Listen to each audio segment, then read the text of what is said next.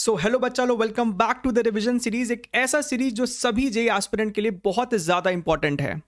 आज जो हम लोग टॉपिक यहाँ पे शुरू करने वाले हैं that is your rotational motion, right. Rotational motion एक ऐसा चैप्टर है जिसे करने से पहले आपका at least basic NLM, work energy, power, centre of मास और कोलिजन का कॉन्सेप्ट क्लियर होना चाहिए, right, along with circular motion.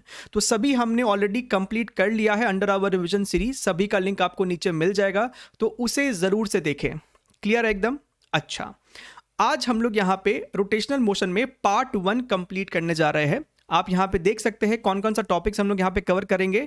The basic difference between translatory and rotatory motion, बहुत ज़रूरी है कि इसके बीच का आपको डिफरेंस क्लियरली पता हो। मोमेंट ऑफ इनर्शिया के बारे में समझेंगे। Parallel and perpendicular axis theorem क्या होता है आपका, कैसे उसको अप्लाई करके हम लोग कुछ स्टैंडर्ड बॉडीज का मोमेंट ऑफ इनर्शिया भी यहाँ पे देखेंगे। ठीक है एकदम। ये जो स्टैंडर्ड बॉडीज है, जितना भी हम लोग यहाँ पे देखेंगे, आपको सभी बाय हार्ट याद रहना चाहिए। आपको प्रॉब्लम सॉल्विंग में बहुत फायदा मिलता है और वो हम लोग डायरेक्टली देखेंगे through some previous year question, right. Fifth हम लोग यहाँ पे देखेंगे एडिशन और subtraction of moment of inertia. Radius of gyration क्या होता है, questions on moment of inertia, जहाँ पे हम लोग कुछ 4 से 5 प्रीवियस ईयर के सवाल देखेंगे, राइट। टॉर्क क्या होता है, questions on net torque is equal to I into alpha, right, and questions on static equilibrium. ठीक है, चलिए तो हम लोग इसको शुरू करते हैं और हम लोग आगे बढ़ते हैं। हम लोगों ने जितने भी टॉपिक्स को रिवाइज किया है, जैसा कि मैंने अभी आपको बताया था, सभी यहाँ पे आपको मिलेगा। सभी का लिंक यहाँ पे है और इस पूरे प्रेजेंटेशन का, इस पूरे पीडीएफ का आपको एक डिस्क्रिप्शन बॉक्स में लिंक मिलेगा। आप इसके ऊपर क्लिक करेंगे, आपको वो रेस्पेक्टिव वीडियो खुल जाएगा। क्लियर एकदम। यहाँ पे आप देख सकते हैं वर्क एनर्जी, पावर है, फ्रिक्शन है, लॉज ऑफ मोशन है, circular motion, centre of mass, conservation of momentum and collision and so on. Clearly, right. चलिए स्टार्ट करते हैं हम लोग अपना टॉपिक रोटेशनल मोशन। तो बेस्ट होगा कि इसे हम लोग एक एनिमेशन के थ्रू समझते हैं। आपके सामने यहाँ पे एक डिस्क है, राइट, और वो इस तरीके से मोशन कर रहा है। यहाँ पे 3 आपको पॉइंट्स दिख रहे होंगे, व्हाइट, ब्लू एंड येलो। ये तीनों आपको सेम रेडियस के सर्कल में घूम रहे हैं। ये आपको ट्रांसलेटरी मोशन था। रोटेटरी मोशन में क्या होता है कि आप देख सकते हैं यही तीनों पॉइंट्स अलग अलग रेडियस के सर्कल पे घूम रहे हैं, राइट, अलग अलग रेडियस के सर्कल पे घूम रहे हैं। यहाँ पे हर पॉइंट का जो पाथ कवर्ड है, डिस्टेंस कवर्ड है, वो डिफरेंट है as compare to translatory motion. तो ये एक फंडामेंटल डिफरेंस है आपको। ये आपके सामने एक 3 डायमेंशनल एनिमेशन है, जहाँ पे आप देख सकते हैं एक ग्रीन डॉट है और एक येलो डॉट है, और दोनों का ही जो सर्कल ट्रेस्ड है वो आपको डिफरेंट है। हालांकि दोनों सर्कल का जो एक्सिस होगा, जो सेंटर होगा, वो सेम है, जिसके अबाउट ये पूरा बॉडी आपको रोटेट कर रहा है। क्लियर एकदम। अब यहां बात करते हैं हम लोग मोमेंट ऑफ इनर्शिया के बारे में। तो जिस तरीके से आप लोगों ने इनर्शिया के बारे में जरूर पढ़ा होगा अपने लॉज ऑफ मोशन चैप्टर में, या फिर इवन 9th 10th ग्रेड में भी हमको उसके बारे में बताया जाता है। इनर्शिया बेसिकली एक बॉडी का मास प्रॉपर्टी होता है। तो अगर किसी बॉडी का इनर्शिया हाई है, यानी कि उस बॉडी का मास हम लोग सोचते हैं कि वो हाई है, राइट। वैसे बॉडी के मोशन को शुरू करना या फिर वैसे बॉडी के मोशन को रोकना दोनों ही मुश्किल होता है। ज्यादा मास यानी ज्यादा इनर्शिया। ठीक उसी तरीके से एक बॉडी को घुमाना कितना आसान है या फिर एक घूमते हुए बॉडी को रोकना कितना मुश्किल है या आसान है, वो हम लोग डिफाइन करते हैं through a term which is called moment of inertia. तो जैसे वहां पे मास था, वैसे ही रोटेटरी मोशन में हम लोग डिफाइन करते हैं moment of inertia. Capital I इसका सिंबल होता है, राइट। तो सपोज कीजिए आपके पास यहाँ पे एक पॉइंट मास है जिसका मास m है और वो इस वाले एक्सिस के अबाउट घूम रहा है, राइट। r डिस्टेंस का इसका रेडियस है। तो यहाँ पे जो मोमेंट ऑफ इनर्शिया होता है that is equal to mass into distance का स्क्वायर, राइट। तो ये इसका फंडामेंटल डेफिनेशन है, फॉर्मूला है। अब इसी तरीके से ये तो आपका हुआ एक पॉइंट मास, राइट। लेकिन हम लोग यहाँ पे बात करेंगे एक डिस्ट्रीब्यूटेड मास सिस्टम की।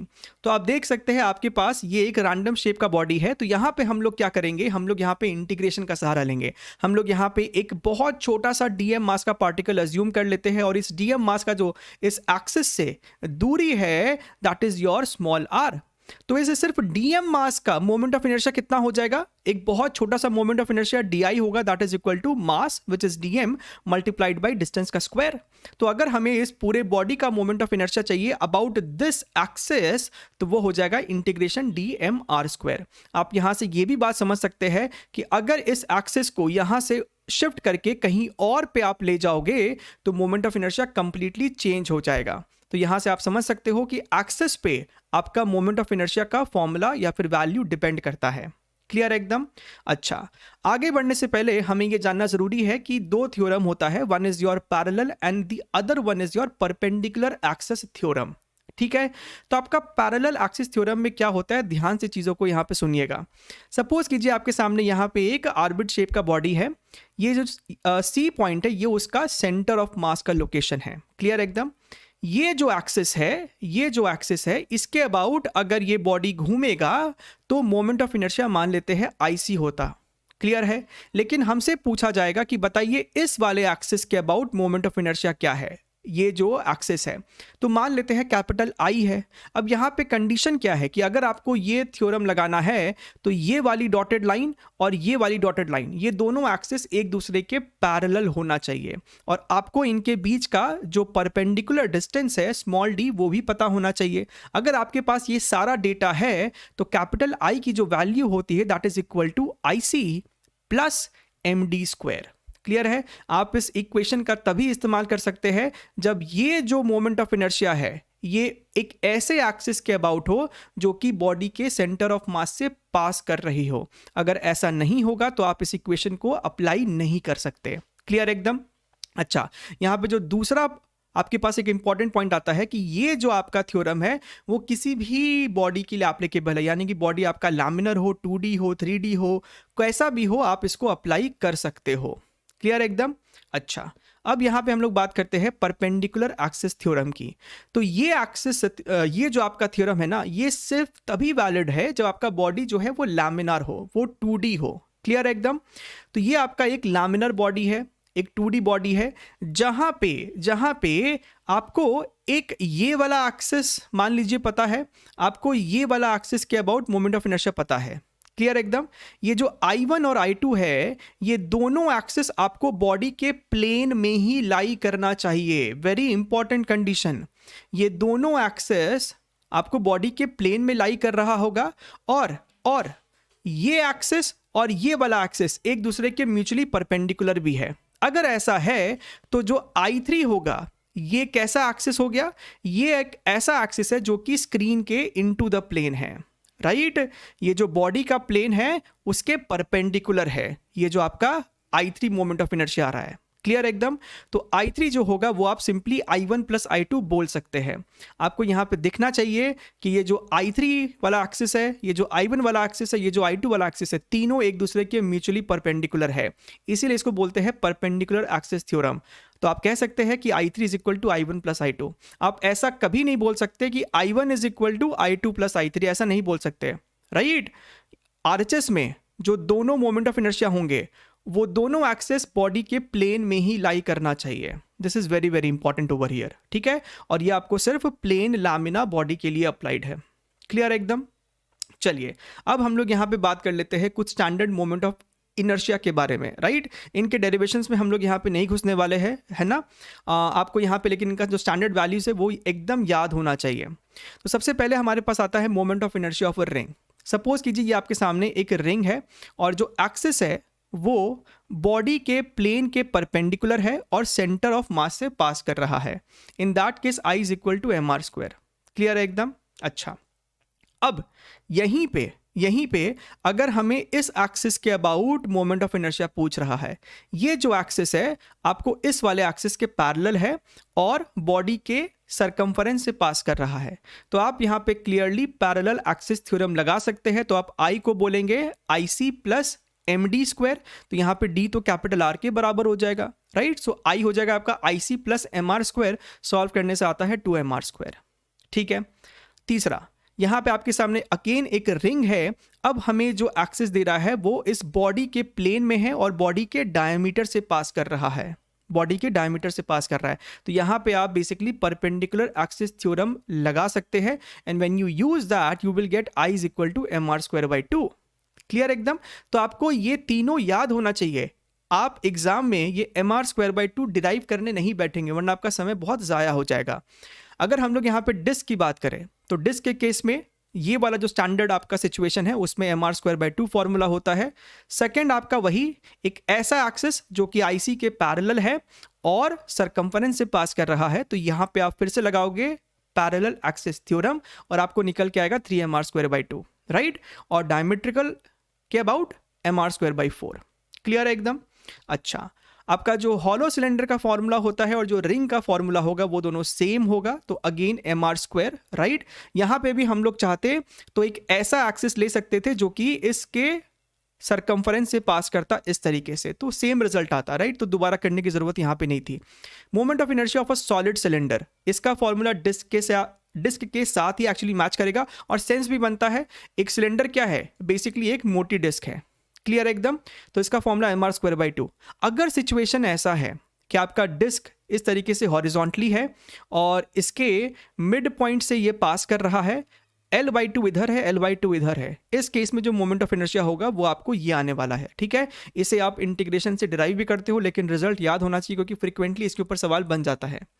अगर आपके पास एक थिन रॉड है तो उसके परपेंडिकुलर बाइसेक्टर से अगर कोई एक्सिस पास कर रहा है तो मोमेंट ऑफ इनर्शिया I1 आपका हो जाएगा ml²/2l। m is the mass of the body, l is the length, ये जो आपका लेंथ है, राइट। और अगर इसके एज से कोई एक्सिस पास कर रहा है तो आप उसे अगेन पैरेलल एक्सिस थ्योरम से डिराइव करके निकाल सकते थे ml²/3। आपको दोनों रिजल्ट रटा होना चाहिए, ठीक है। मेरी बात को ध्यान से सुने, याद होना चाहिए, एग्जाम में निकालते फिरने का समय नहीं है अपने पास।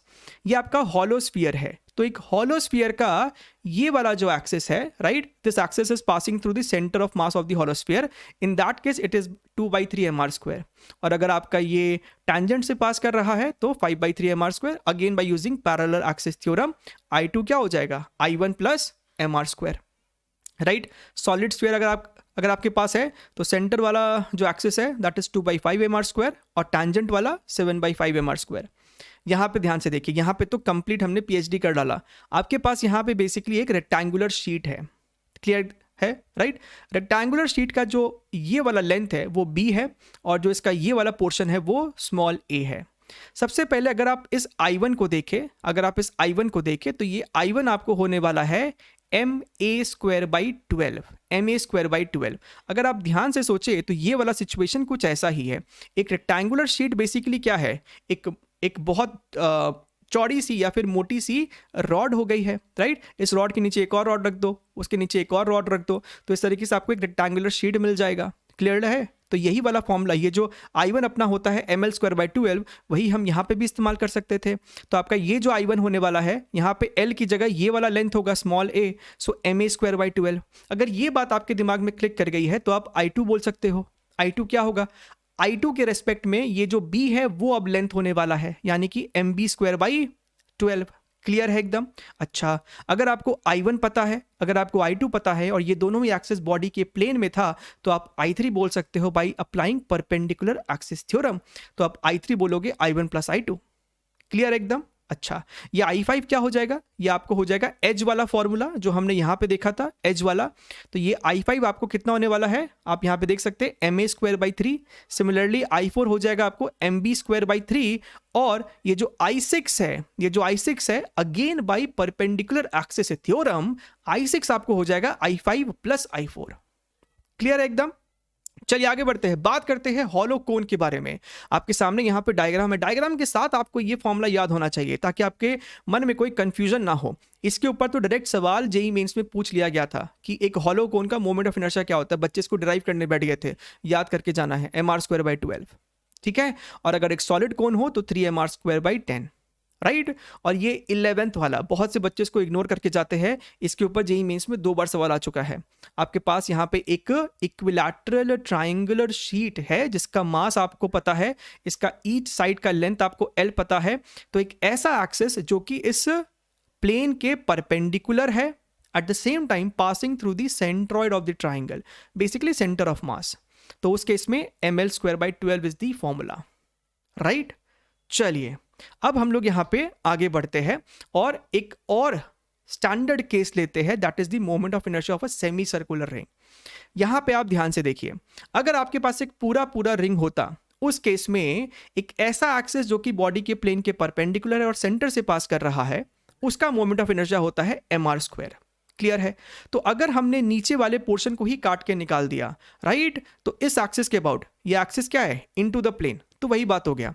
तो इस एक्सिस के अबाउट आपका मोमेंट ऑफ इनर्शिया बदलेगा नहीं, अगेन mr² ही होगा, जहां पे m जो बचा हुआ पोर्शन है उसका मास है।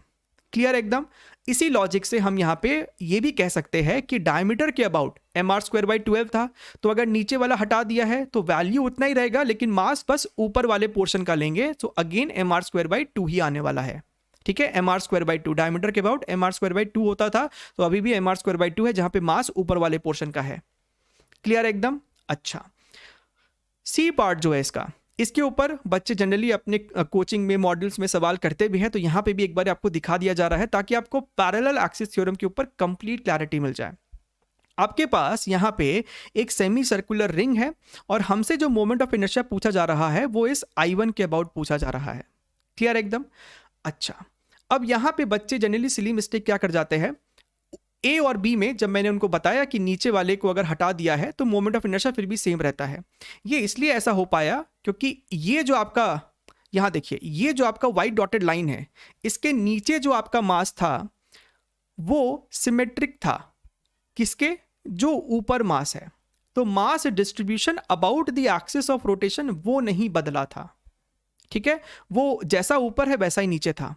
लेकिन इस केस में अगर आप ध्यान से देखिए, इस एक्सिस के अबाउट ये वाला जो मास है वो नजदीक है और जो नीचे वाला आपने काट के निकाल दिया वो दूर था।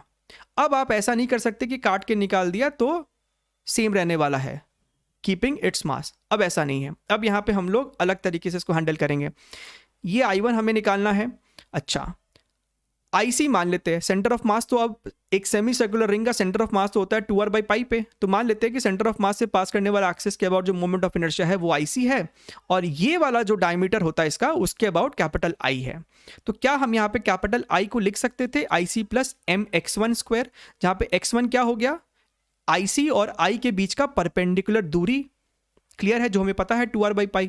अच्छा, अब क्या हम I1 को लिख सकते हैं IC प्लस mx2², और x2 कितना हो जाएगा, रेडियस माइनस 2r/π।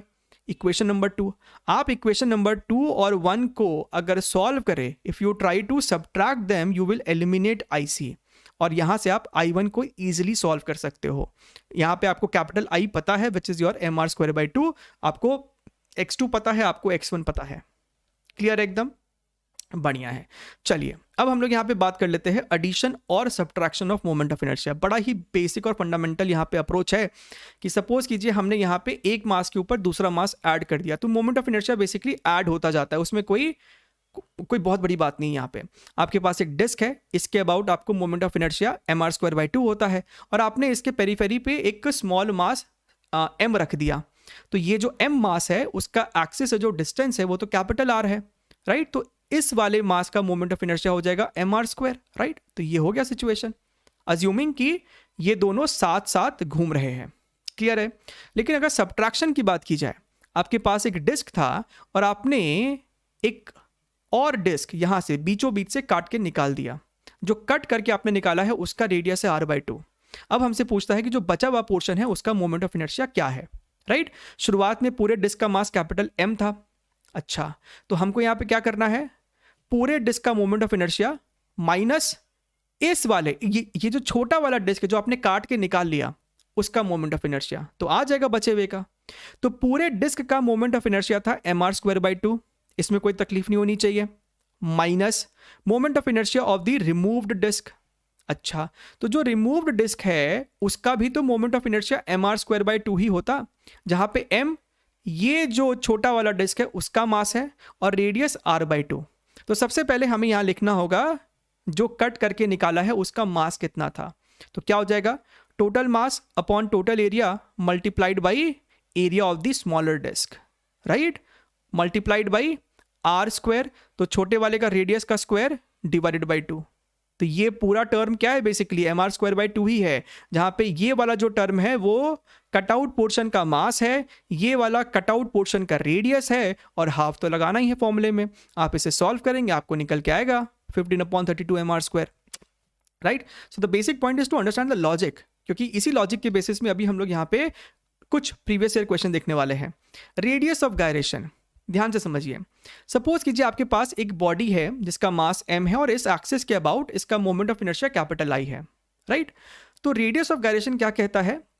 वो ये कहता है कि अगर इस डिस्ट्रीब्यूटेड मास के जगह सेम मास m एक पॉइंट मास हो, तो इस पॉइंट मास का एक्सिस ऑफ रोटेशन से दूरी क्या होना चाहिए so that moment of inertia remains the same. ठीक है, समझ में आया तो ठीक है, नहीं तो दोबारा से पीछे जाके दोबारा से इस चीज को सुने। अच्छा, इसका मतलब यह है कि अगर शुरुआत में moment of inertia capital I था तो बाद में भी कैपिटल I होना चाहिए। So I is equal to m RG square, और ये RG क्या है? रेडियस ऑफ गायरेशन है। तो यहां से रेडियस ऑफ गायरेशन का फॉर्मूला बन जाता है √I/m। तो इस फॉर्मूले की बेसिस पे आपको सवाल बनता है, जेईई मेंस में बनता है, 2019 में अच्छा सवाल भी पूछा गया था। I is the moment of inertia, m is the mass of the body. Clear है? एकदम बढ़िया है। यहाँ पे आप एक छोटा सा एग्जांपल देख सकते हैं। आपके सामने यहाँ पे एक डिस्क है और इस डायमेट्रिकल एक्सिस के अबाउट हमसे पूछता है, बताइए what is the radius of gyration, right. Formula क्या है? RG is equal to moment of inertia upon mass over root. तो इस डायमेट्रिकल एक्सिस के अबाउट I का तो फॉर्मूला हमने सर रट लिया था, mr²/4। तो यहाँ लगाइए mr²/4 डिवाइड बाई m, तो r/2 आंसर है, खत्म। क्लियर एकदम। यहाँ पे देखिए questions on moment of inertia. तो ये एग्जांपल नंबर 1 है, 2019 जेईई मेंस का सवाल है, 11 जनवरी शिफ्ट 2, राइट। तो यहाँ पे आपके सामने ऑल दो डायग्राम था, लेकिन ये थोड़ा सा गलत डायग्राम मुझे देखने में लगा, तो यहाँ पे आपके लिए एक प्रॉपर डायग्राम बना दिया गया ताकि आपको कंफ्यूजन नहीं हो। तो वीडियो को पॉज कीजिए, ट्राई कीजिए, mark the answer and then match it up, right? Okay, so the question says a circular disk D1 of mass capital M and radius R has two identical disks D2 and D3 of the same mass M and radius R attached rigidly at its opposite ends. तो यहाँ पे 3 disc दिख रहा है, तीनों disc basically identical है, सबका मास M, सबका radius R. The moment of inertia of the system about the axis OO dash, तो ये वाला जो एक्सिस है ना, यहाँ पे देखिए ये जो डॉटेड लाइन है, इसके अबाउट पूरे सिस्टम का हमसे मोमेंट ऑफ इनर्शिया पूछ रहा है, ठीक है। तो यहाँ पे क्या होगा, इस डिस्क का तो बेसिकली फॉर्मूला ही लगा देना है mr²/2। लेकिन अगर आप ध्यान से देखें, ये जो आपका डिस्क नंबर 3 है और जो डिस्क नंबर 2 है वो हूबहू सिमेट्रिक है अबाउट दिस एक्सिस। तो किसी एक डिस्क का सॉल्व करके 2 से मल्टीप्लाई कर देंगे, क्या तो थर्ड वाले डिस्क का निकालो या फिर सेकंड वाले डिस्क का निकालो। तो हम लोग यहाँ पे क्या करते हैं, हम लोग थर्ड वाले डिस्क का निकाल देंगे और 2 से मल्टीप्लाई कर देंगे, राइट। तो इस एक्सिस के अबाउट पूरे सिस्टम का जो मोमेंट ऑफ इनर्शिया होने वाला है वो इस ग्रीन वाले के कारण हो जाएगा I1 और इस थर्ड वाले के कारण हो जाएगा I3 मल्टीप्लाइड बाई 2 करने से दोनों इसमें अकाउंट में आ गया। अच्छा, अब यहाँ पे अगर आप ध्यान से देखें तो I1 तो आपका सिंपली mr²/2 है, लेकिन अगर हम लोग यहाँ पे इसके ये जो थर्ड वाला डिस्क है इसके वजह से अगर देखें तो ये थर्ड डिस्क का इसके डायमीटर के अबाउट का हमको फॉर्मूला पता होता है, और ये जो डायमीटर है वो बेसिकली डिस्क के सेंटर ऑफ मास से ही पास कर रहा होता है। ये बात भी तो क्लियर है, यानी कि इस वाइट वाले के वजह से इस वाले एक्सिस के अबाउट का फॉर्मूला क्या हो जाएगा, through parallel axis theorem which is IC plus MD²। IC क्या है, थर्ड वाले का उसके डायमेट्रिकल एक्सिस के अबाउट मोमेंट ऑफ इनर्शिया, और इस IC में हमें MD² भी जोड़ना पड़ेगा ताकि हमें इस एक्सिस के अबाउट का निकल के आ जाए। अब ये IC क्या होता है, mr²/4। मैंने शुरुआत में कहा था, याद होना चाहिए एकदम। तो ये आपको हो जाएगा mr²/4, MD² में D कितना है, ये तो आपका कैपिटल R ही है, तो mr², इसको सॉल्व करोगे 3mr² आएगा, विच is your option number C। Clear है एकदम। अच्छा, ये एक और सवाल देखिए, 2018 जेईई मेंस का आपको सवाल है, एक डिसेंट लेवल का सवाल है। सवाल बहुत ज़्यादा मुश्किल नहीं है, लेकिन इसमें सिली मिस्टेक्स होने का, कैलकुलेशन एरर होने का बहुत ज़्यादा स्कोप है, ठीक है। तो आप इसे सबसे पहले अपने से ट्राई करें और फिर आके इसका सोल्यूशन देखें, ठीक। चलिए, तो यहाँ पे हमें क्या दिया है, हमें यहाँ पे 7 आइडेंटिकल सर्कुलर प्लेनर डिस्क दिया है। जब आप क्वेश्चन पढ़े पहले ही अपने दिमाग में सेट कर ले कि ये एक डिस्क है, ये एक रिंग नहीं है। डायग्राम में देख के लगता है रिंग, लेकिन ये एक डिस्क है। सबका मास कैपिटल M है, सबका रेडियस R है और सब वेल्डेड एक दूसरे से, यानी कि ये एक सिंगल यूनिट की तरह है। The moment of inertia of the arrangement about an axis normal to the plane and passing through the point PS। तो ये रहा ये पॉइंट P, जहां पे ये आपको लाल डॉट दिख रहा है, तो पॉइंट P है और एक्सिस इनटू द प्लेन है। क्लियर है। तो सबसे पहले पता है यहां पे क्या करना है, सबसे पहले आप इस O पॉइंट के अबाउट पूरे सिस्टम का मोमेंट ऑफ इनर्शिया सॉल्व कर दो।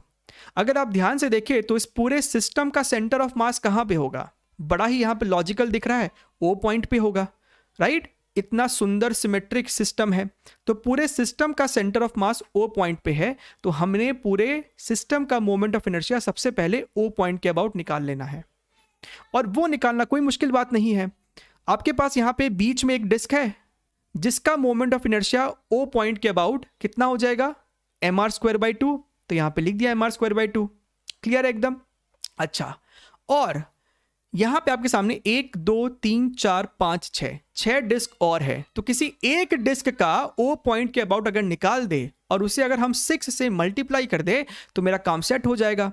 तो किसी एक डिस्क का जब आप ओ पॉइंट के अबाउट निकालोगे तो लगाओगे पैरेलल एक्सिस थ्योरम, यानी moment of inertia about its own centre of mass plus md², where d is nothing but this 2r distance, right? So mr²/2 plus md²। तो इसको सॉल्व करके आता है 55/2 mr²। अब सर आपने ओ पॉइंट के about पूरे सिस्टम का क्यों निकलवा दिया? क्योंकि भैया मैंने शुरुआत में भी बोला ओ पॉइंट पूरे सिस्टम का सेंटर ऑफ मास है। अब आप लगा सकते हो parallel axis theorem for this entire system, P point के अबाउट पूरा सिस्टम को घुमाना है हमें, तो वो कितना हो जाएगा फॉर्मूला? IP = I not. क्यों? क्योंकि नॉट जो है, ये जो जीरो है, ये जो O है आपका, ये जो O पॉइंट है वही सेंटर ऑफ मास था। सो I नॉट प्लस md², जहां पे आप जो मास लेने वाले हो, बाय द वे यहाँ पे एक टाइपिंग मिस्टेक है, ये 6 नहीं है, ये 7 है, राइट? पूरे सिस्टम का जो टोटल मास है वो 7 था, तो ये 6 नहीं, वो 7 होने वाला है। अगले स्टेप में यहाँ पे 7a लिखा है, राइट? सो यहाँ पे 7md², क्योंकि यहाँ पे 7 डिस्क है टोटल, तो 7md²। और ये d कितना हो जाएगा? आप ध्यान से देखें तो O और P के बीच का दूरी हमको चाहिए, which is nothing but 3r, तो यहाँ पे आप देखिए 3r² लिखा हुआ है। आप इसको सॉल्व करेंगे, ये आपको निकल के आएगा 181/2 mr²। क्लियर है एकदम? ठीक है, अच्छा चलिए आगे बढ़ते हैं। ये आपका अगला क्वेश्चन है 2018, अगेन एक अच्छा क्वेश्चन है। यहाँ पे आपको कैविटी क्रिएट की जा रही है, यानी कि कटआउट है। From a uniform circular disc of radius R and mass 9m, इस पूरे डिस्क का मास ओरिजिनली 9m था, उसमें से आपने r/3 रेडियस का एक डिस्क काट के निकाल दिया। The moment of inertia of the remaining disk about an axis perpendicular to the plane of the disk and passing through center of the disk is, तो ये जो सेंटर पॉइंट है इससे आपका एक्सेस पास कर रहा है इनटू द प्लेन है। ठीक है, हमें निकालना what is the moment of inertia. अच्छा, तो क्या करेंगे? सबसे पहले आपको निकालना है ये जो कटआउट वाला पोर्शन है इसका मास कितना था, राइट? इस पूरे बड़े वाले डिस्क का ओरिजिनली मास था M। हमें निकालना है कि इस कटआउट वाले का मास कितना है, तो वो कितना हो जाएगा? Mass, total mass upon total area multiplied by area of the cutout portion, right? r/3 इसका रेडियस है ना, सो ये हो जाएगा एरिया πr²/9। ये आपको M निकल के आ गया, यानी कि 9m मास का डिस्क था, उसमें से आपने m मास के डिस्क को काट करके निकाल दिया। अच्छा, तो अब हमें यहाँ पे सॉल्व करना है what is the moment of inertia about this वाला पॉइंट, तो वो कितना हो जाएगा? Moment of inertia of 9m मास, उसमें से हमें सबट्रैक्ट करना है, माइनस करना है moment of inertia of this cutout portion about this point, about that axis, right? ये जो कटआउट पोर्शन है उसका moment of inertia about this axis. अच्छा, तो जो 9m मास वाला है, राइट, उसके लिए तो ये एक्सिस एक स्टैंडर्ड वाला सिचुएशन बन जाता है विच इज योर mr²/2, तो मास की जगह आपका हो जाएगा 9m r²/2। क्लियर एकदम? अच्छा, माइनस अब हमें इस वाले ये जो आपका कटआउट पोर्शन है ना, कटआउट पोर्शन है, इसका मोमेंट ऑफ इनर्शिया निकालना है C पॉइंट के अबाउट। तो क्या हो जाएगा? Moment of inertia about the axis of its own centre of मास, जो कि हो जाएगा आपका mr²/2। तो वो कितना हो जाएगा? उस डिस्क का मास है M, उसका खुद का रेडियस है r/3 whole square plus md², and इसके सेंटर से इस सेंटर का जो डिस्टेंस है वो कितना है? 2r/3 है।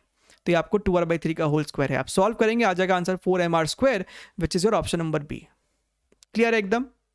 चलिए आगे बढ़ते हैं। ये आपका है example number 4, again a decent level question, 2019 JEE mains 12 April and shift 1। यहाँ पे आपको एक डिफरेंट सिचुएशन, यहाँ पे आपको दो कॉन्सेप्ट एक साथ है। एक तो यहाँ पे आपको मास डेंसिटी कांस्टेंट नहीं है, यानी कि ये एक यूनिफॉर्म मास डिस्ट्रीब्यूशन नहीं है। आपको कहता है if the mass per unit area of the disc varies as sigma not by R, right. तो यहाँ पे आप अपने कोई भी फॉर्मूले को इस्तेमाल नहीं कर सकते हैं, mr²/2, mr²/4 कुछ भी इस्तेमाल नहीं होने वाला है।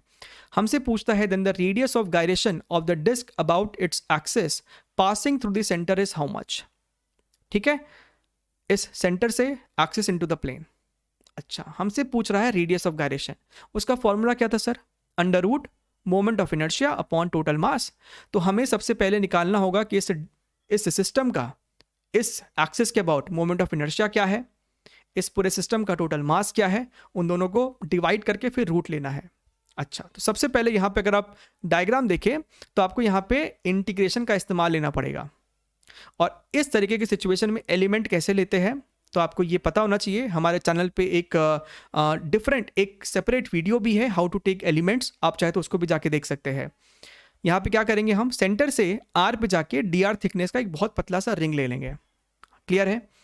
अच्छा, अब हमको ये पता करना होगा कि इस पतले से रिंग का छोटा सा मास कितना होगा। तो वो डीएम मास कितना होगा, डेंसिटी जो कि है sigma not by R, density into area. Now what is area of this shaded portion? That is your periphery which is your 2 pi R multiplied by thickness, 2 pi R into D R. तो यहां से DM मास हमको निकल के आ रहा है 2 pi sigma not multiplied by D R. अच्छा, अब सबसे पहले हम लोग निकाल लेते हैं मोमेंट ऑफ इनर्शिया।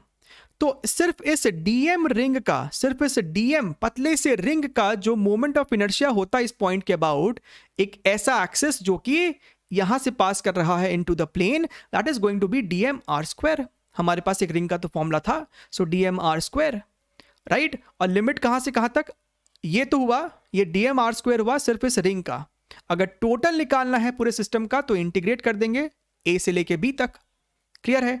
डीएम की जगह यहां पे इसको पुट करो, इसको इंटीग्रेट करो, आपको ये निकल के आ जाएगा मोमेंट ऑफ इनर्शिया। लेकिन इससे काम बनेगा नहीं, क्योंकि रेडियस ऑफ गायरेशन में मास भी चाहिए, तो मास भी निकालो, राइट। ये जो डीएम मास है वो इस पतले से एलिमेंट का है, तो टोटल सिस्टम का मास कितना होगा, डीएम का इंटीग्रेशन। तो डीएम को इंटीग्रेट करेंगे, लिमिट ए से लेके बी, आपको टोटल मास इतना निकल के आ जाएगा। अब हमको क्या लेना है, इसका रेशियो लेना है। तो 2 पाई सिग्मा नॉट, ये तो आपका कट जाएगा और यहाँ आपके सामने ये बनने वाला है। बच्चे यहाँ पे अटक जाते हैं, सर ऑप्शन तो मैच कर ही नहीं रहा।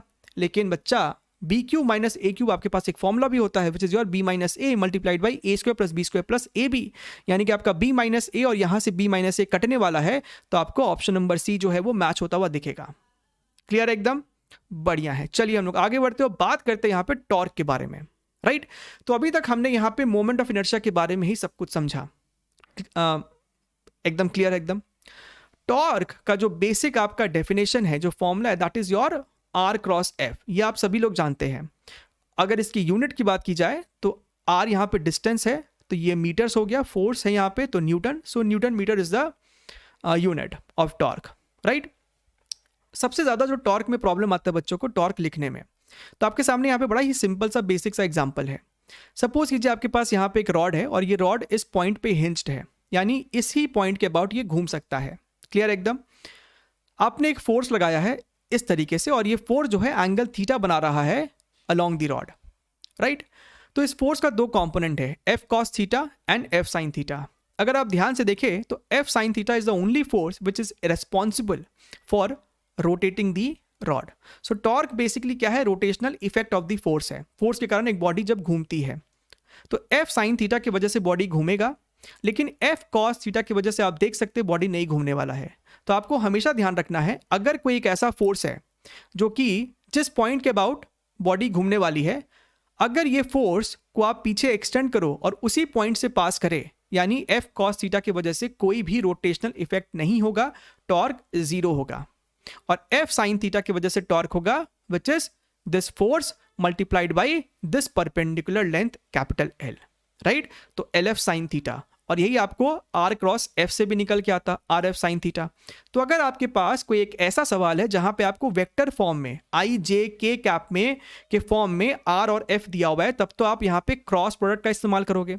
लेकिन अगर आपको कोई ऐसा सिचुएशन दिया है जहां पे आपको एंगल वैंगल दे रखा है, तो आप यहां पे कोशिश करेंगे कि लेंथ के परपेंडिकुलर जो फोर्स है उसको पता करके उस फोर्स को लेंथ से मल्टीप्लाई कर देंगे, वही आपका टॉर्क हो जाएगा। और यहाँ पे बॉडी किस डायरेक्शन में घूमने वाली है, तो एफ साइन थीटा की वजह से बॉडी आपको एंटी क्लॉकवाइज घूमने वाली है, तो यहाँ पे लिखा हुआ है एंटी क्लॉकवाइज, ठीक है। टॉर्क की वजह से बॉडी का जो सेंस ऑफ रोटेशन होने वाला है। क्लियर एकदम?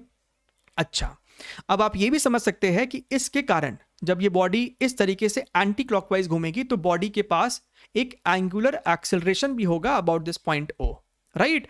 अब जिस तरीके से Newton second law of motion में हम लोग लिखते थे F is equal to ma, right, similarly यहां पे F की जगह होगा टॉर्क, मास की जगह होगा मोमेंट ऑफ इनर्शिया और एक्सेलरेशन की जगह होगा एंगुलर एक्सेलरेशन, यानी कि torque is equal to I alpha. तो कभी कहीं कहीं आपको कहा जाएगा कि इसे कहते हैं रोटेशन में Newton second law of motion, right. तो एक तरीके से सही बात है। अब इसका मतलब क्या है कि टॉर्क, सिर्फ टॉर्क के ऊपर आपको दो वैरायटी का सवाल बन सकता है। पहला वैरायटी होता है जहां पे आपको torque is equal to I alpha का इस्तेमाल करना पड़ सकता है, बॉडी के पास एक एंगुलर एक्सेलरेशन हो सकता है, राइट। दूसरा वैरायटी होगा जहां पे हमारा बॉडी कंप्लीट रेस्ट पे है, स्टैटिक इक्विलिब्रियम, यानी बॉडी पे लगने वाला नेट फोर्स जीरो है, बॉडी के ऊपर नेट टॉर्क जीरो है, यानी बॉडी ना तो घूमेगा ना तो बॉडी चलेगा, ना तो वो ट्रांसलेट करेगा ना तो वो रोटेट करेगा। क्लियर एकदम? बॉडी का ओमेगा, बॉडी के सेंटर ऑफ मास का वेलोसिटी, सब कुछ जीरो। क्लियर है?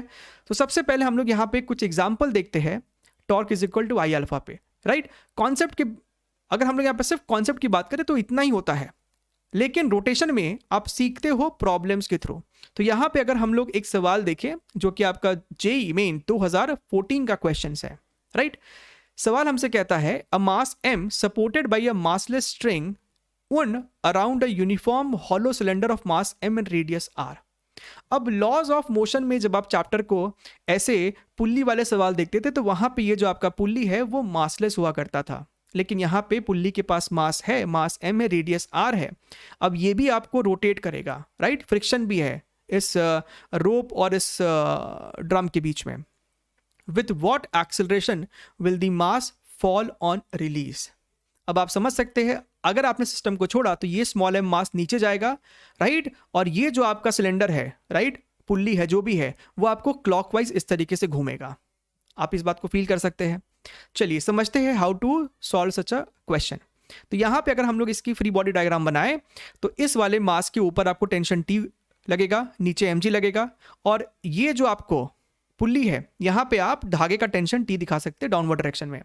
अब इस टेंशन की वजह से ये जो आपका पुल्ली सिस्टम है वो आपको क्लॉकवाइज घूम रहा है with some angular acceleration alpha, और ये बॉडी आपको नीचे जा रहा है with some linear acceleration small a, right. सवाल हो सकता है आपके लिए इजी हो, लेकिन यहाँ पे आपको एक बहुत इंटरेस्टिंग कॉन्सेप्ट सिखाया जाएगा, ठीक है। तो ध्यान से मेरी बातों को सुनिए यहाँ पे। अच्छा, तो यहाँ पे हम लोग लिखेंगे इक्वेशंस। अगर इस वाले बॉडी के लिए हम इक्वेशन लिखें तो हम लिखेंगे F is equal to ma, यानी कि mg minus t is equal to mass into acceleration, equation number 1। और इस पुल्ली की अगर बात करें तो ये टेंशन जो है आप देख सकते हैं इस रेडियस के परपेंडिकुलर ही है, तो simply T into R, right, T into R is equal to I into alpha.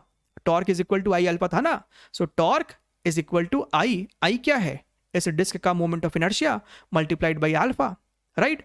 अच्छा, अब एक्चुअली यहाँ पे हमें इसे डिस्क नहीं बोलना चाहिए, सवाल में कह रहा है यूनिफॉर्म हॉलो सिलेंडर, तो एक हॉलो सिलेंडर का मोमेंट ऑफ इनर्शिया होता है mr², तो यहाँ पे लिखा हुआ है mr² डॉट अल्फा। अब यहाँ पे प्रॉब्लम ये है कि आपके पास ये एक इक्वेशन है, ये दूसरा इक्वेशन है, नंबर ऑफ वेरिएबल्स कितना हो जाएगा, tension, acceleration, angular acceleration, equation 2 और वेरिएबल 3, ये तो आपके लिए अनफेयर है। एक्चुअली आपको यहाँ पे अल्फा और स्मॉल a के बीच में रिलेशन लाना पड़ेगा, and this is very important over here. अगर आप ध्यान से देखें, यही जो आपका हॉलो सिलेंडर था उसको यहाँ पे बनाया गया है।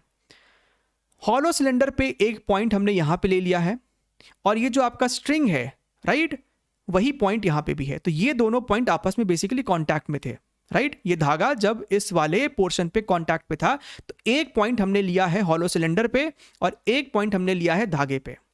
अगर इस वाले मास का एक्सेलरेशन नीचे की तरफ स्मॉल a है तो धागे का एक्सेलरेशन भी स्मॉल a ही होगा, और वो पॉइंट जो कि इस हॉलो सिलेंडर पे लाई कर रहा है उसका टैंजेंशियल एक्सेलरेशन हो जाएगा alpha into are.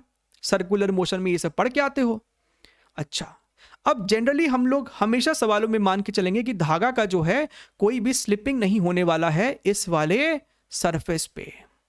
So basically इन दोनों पॉइंट्स का एक्सेलरेशन सेम होना चाहिए। अगर स्लिपिंग नहीं है तो दोनों के बीच में कोई भी रिलेटिव एक्सेलरेशन हो ही नहीं सकता, दोनों का एक्सेलरेशन सेम होना चाहिए। इसीलिए अल्फा आर जो है वो ए के बराबर होगा। बच्चे रट लेते हैं A is equal to alpha R. इस तरीके से कॉन्सेप्ट समझोगे तो एडवांस लेवल तक के सवाल को इजीली क्रैक कर पाओगे। ठीक है, तो A is equal to alpha R इस वजह से है, यानी कि अल्फा को हम लिख सकते थे ए बाई कैपिटल आर, तो अल्फा की जगह आप यहां पे डाल दोगे ए बाई कैपिटल आर, आपको टेंशन हो जाएगा एम ए। अब इस टी की वैल्यू को इक्वेशन नंबर 1 में जाके डालो और आपको ए की वैल्यू आ जाएगी g/2, जो कि हमसे सवाल में पूछा गया था। क्लियर है? अच्छा, इसका दूसरा वैरायटी है जो कि आपसे जेई में पूछा जा चुका है। राइट, सिंपल है फिर भी बता देते हैं अगर बच्चों को नहीं पता है तो। अगेन यहाँ पे आपके पास एक पुली सिस्टम है, इसका मोमेंट ऑफ इनर्शिया I है, इसका रेडियस R है, ये मास m1 ये मास m2, मान लेते हैं आपको m2 जो है m1 से भारी है। राइट, तो ये m2 आपको नीचे जाएगा, m1 आपको ऊपर जाएगा। हमें यहाँ पे m2 या फिर m1 किसी एक का एक्सेलरेशन निकालना है, मैग्नीट्यूड। तो दोनों के एक्सेलरेशन का मैग्नीट्यूड तो सेम होगा। ठीक है, तो चलिए इसका हम लोग डायग्राम बना लेते हैं। m2 आपको नीचे जाएगा a से, m1 जाएगा आपको ऊपर a से। अब यहां पे ध्यान ये देना है कि लॉज ऑफ मोशन में हम लोग क्या करते थे, अगर ये धागा सेम होता था तो टेंशन सेम लेते थे, लेकिन यहां ऐसा नहीं करना है। अगर ये पुल्ली आपका घूमने वाला है, राइट, तो टेंशन दोनों धागे में अलग अलग लेना है। इसके बीच इसका जो आपका इनडेप्थ कारण है वो यहाँ पे लगने वाले फ्रिक्शन की वजह से होता है, लेकिन हम लोग उसके अंदर अभी नहीं जाने वाले। आपको इसको एज अ कॉन्सेप्ट याद कर लेना है, ध्यान में रखना है। अगर आपका ये पुल्ली सिस्टम घूमने वाला है तो दोनों धागे में टेंशन अलग अलग लेना है। क्लियर एकदम? राइट, अच्छा, तो यहां पे आपका टेंशन T1 हो गया, इस पे टेंशन T2 ऊपर। पुल्ली की बात करें तो पुल्ली के रेस्पेक्ट में टेंशन T1 नीचे, टेंशन T2 यहां पे इधर है। ठीक है, अच्छा है। अगर ये वाला मास आपको नीचे जाएगा तो आप इस बात को समझ सकते हैं कि ये पुल्ली सिस्टम आपको क्लॉकवाइज घूमने वाला है, तो इसका एंगुलर एक्सेलरेशन हमने क्लॉकवाइज सेंस में लिया है। सारा जो आपका डायरेक्शन है वो लॉजिकल है एकदम। अब यहाँ पे इक्वेशन लिखेंगे, m2 मास की बात करें तो m2g minus T2 is equal to m2 into A लिखेंगे। राइट, और अगर हम लोग यहाँ पे m1 की बात करें, वो क्योंकि ऊपर जा रहा है यानी T1 m1g से बड़ा होगा, so T1 minus m1g is equal to m1 into A. अगर हम लोग यहाँ इस डिस्क की बात करें तो ये डिस्क आपको क्लॉकवाइज घूम रहा है। अगर आप यहाँ पे थोड़ा बहुत फील करने की कोशिश करो तो T2 जो है वो इस डिस्क को क्लॉकवाइज घुमाना चाहता है और T1 जो है वो इस डिस्क को एंटी क्लॉकवाइज घुमाना चाहता है, यानी दोनों के वजह से जो टॉर्क है वो अपोजिट सेंस में है। लेकिन कौन जीतने वाला है? T2। तो हम लोग यहाँ पे क्या लिखेंगे, T2R minus T1R। Right, torque में सब्ट्रैक्शन तो होना है क्योंकि दोनों टॉर्क अपोजिट सेंस में है, लेकिन कौन बड़ा कौन छोटा वो आप इस लॉजिक से डिफाइन करोगे। आपने जब एक बारी एक्सेलरेशन का, एंगुलर एक्सेलरेशन का डायरेक्शन डिफाइन कर लिया अपने मन में, तो आप फिर T2R पहले लिखोगे और फिर T1R बाद में लिखोगे। So this is your net torque is equal to I into alpha, I और इसका अल्फा।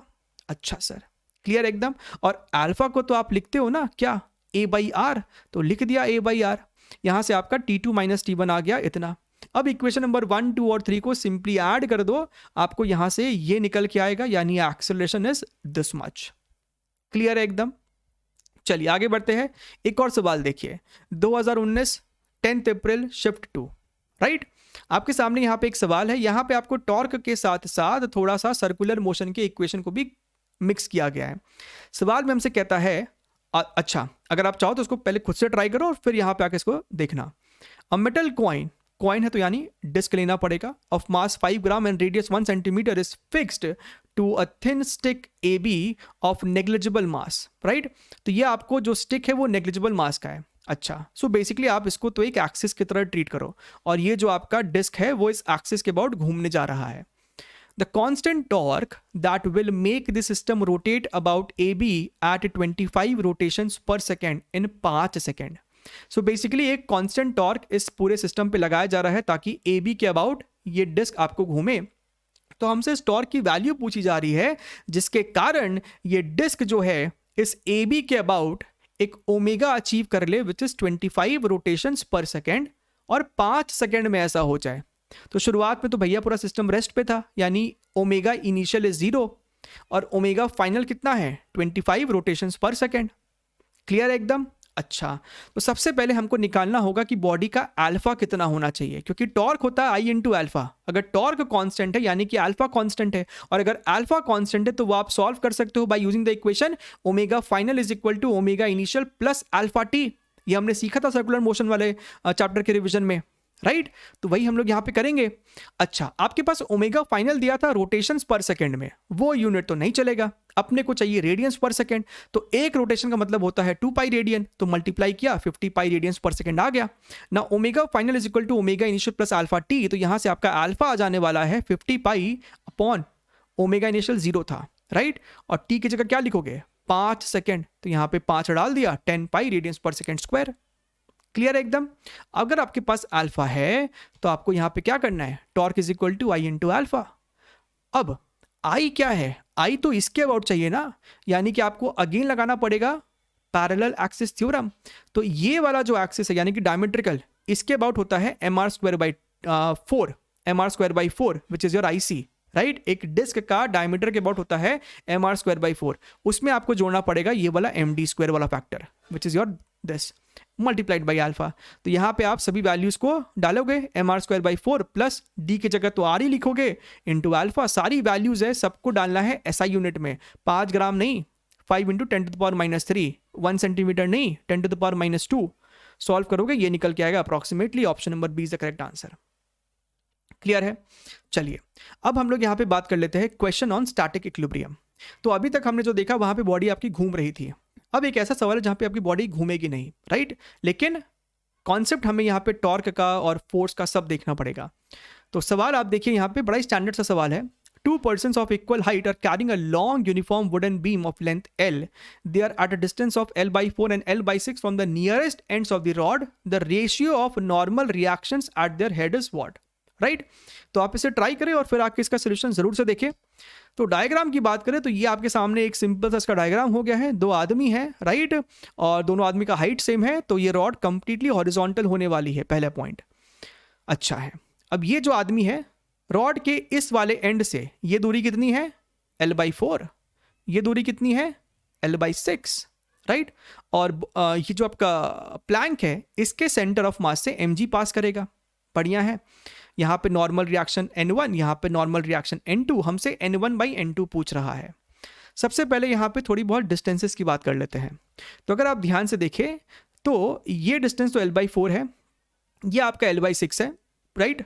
ये जो आपका mg वाला है ना, इसका N1 से दूरी मान लेते हैं D1 है, और ये जो आपका N2 है उसका N1 से दूरी मान लेते हैं D2 है।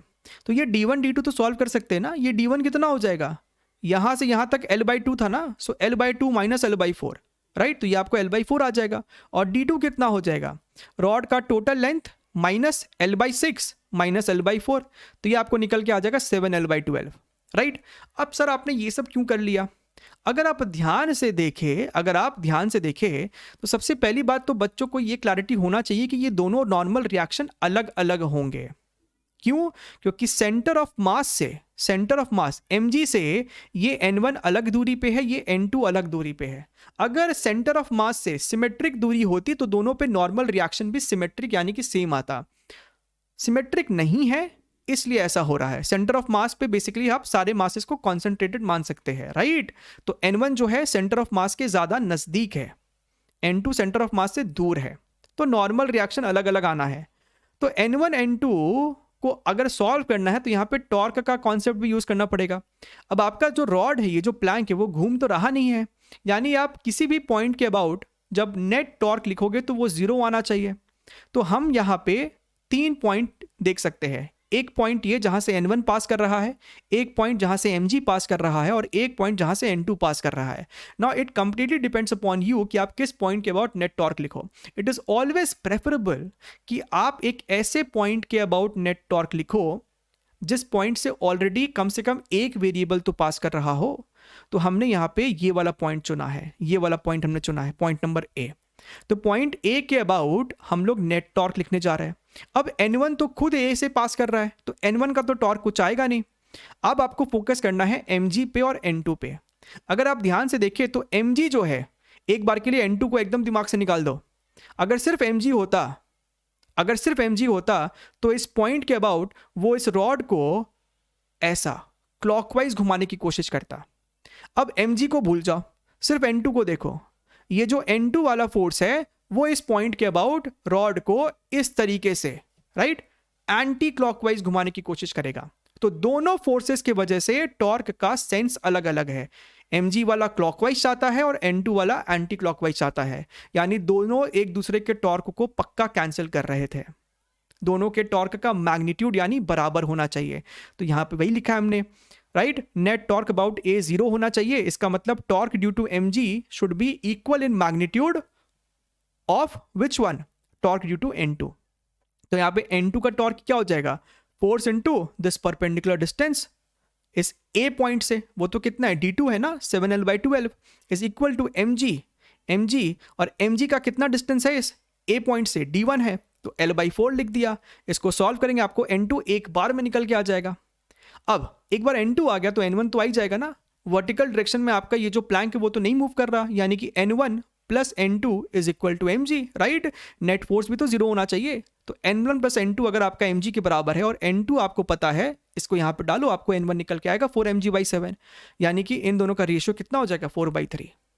क्लियर है एकदम राइट।